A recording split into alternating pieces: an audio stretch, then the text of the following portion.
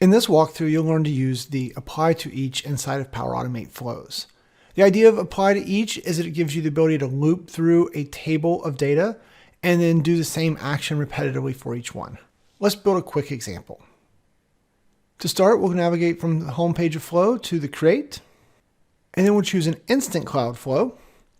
We will manually trigger that flow, and we'll give it a name like Apply to Each Test. Now we'll click on Create. This manually triggering flow allows us to quickly trigger the flow without having to do some other type of activity, and is great for learning and testing purposes. So now we'll use a new step, and we'll use the approval action, and we'll start and wait for an approval. For the approval type, we'll set it to be everyone must approve. And now it gives us a chance to set a title. And so for the title, we'll say our test approval. And then for the assign to, we're going to assign it to multiple people.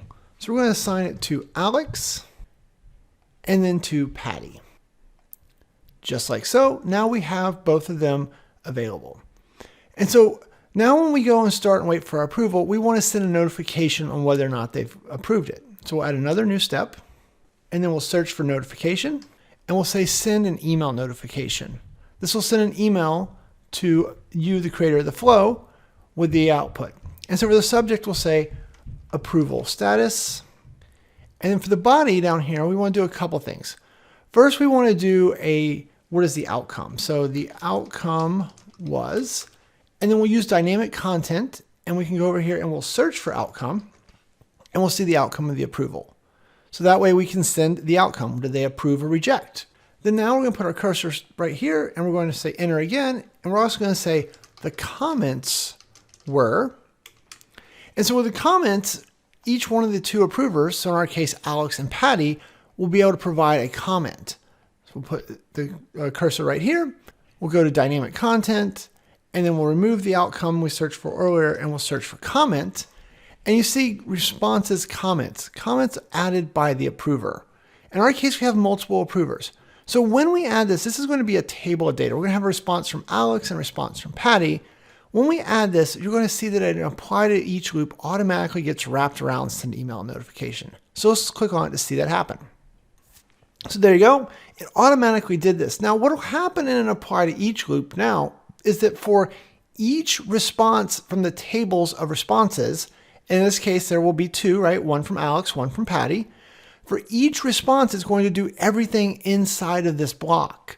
And so in that case, it's going to send me an email notification, and it's going to send me an email notification once for Patty and once for Alex.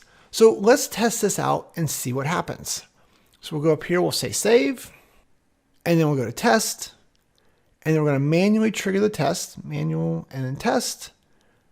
And this is just confirming we have connections. We do, so we'll say continue and then run the flow. Done.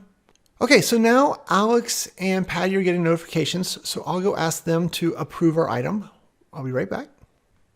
And just like that, they've both approved it. And so now you can go down and click on the apply to each step, and you're going to see that it is running 1 of 2, and then we can go to next 2 of 2. And so this is going to run these steps for each of the activities to be done. It's completed. You may have heard me just get the ding of a couple of emails.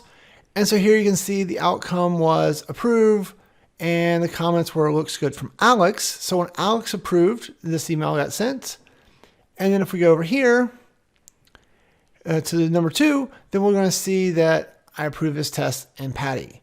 So I actually got over here in my email box 2 emails, one for each one, because apply to each runs once for each item in your table, each result. And so since we had 2 of those, we got 2 messages. Now, if we click on edit again, so when you're creating your flows, you have the ability to use this to loop through. Maybe you're getting a bunch of items out of Dataverse or SharePoint, and you want to loop through those or loop through all your emails or some other type of activity where you're going to get back a table of data and you want to do a step each one. Apply to each is going to do that. Flow also does a great job of automatically understanding when you go to add dynamic content that you wanted to do an apply to each because you chose a table of data as a source. So it'll often add it for you, but it is possible to go down here to new step and you can search for apply to each, and then you could add it. And there you go. Now you are familiar with the apply to each action inside of Power Automate Flow.